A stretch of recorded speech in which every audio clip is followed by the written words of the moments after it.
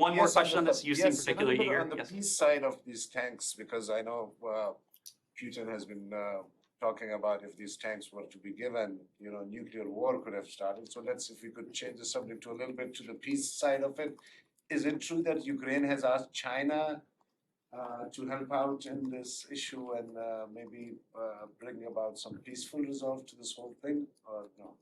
That's a better question for our Ukrainian partners. I can say that we are looking to all countries around the world that have relations with Russia, including a relationship with Russia that we certainly don't have, and many of our closest partners in NATO and in the broader international community don't have, to use their voice, to use their pool, to use their leverage to encourage President Putin to put an end to this brutal war.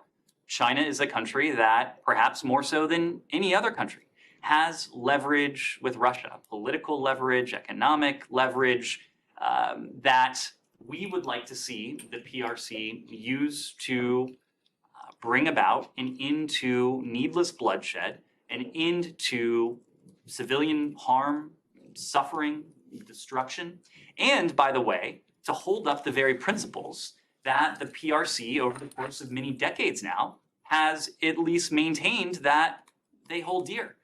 Whether it's in the United Nations system, whether it's in any number of international fora, we've heard from the PRC over the course of decades an emphasis on state sovereignty, an emphasis on the rules-based international order, an emphasis on the UN Charter by tacitly and in some cases explicitly supporting Russia's invasion of Ukraine. They are eroding their standing on all of those issues.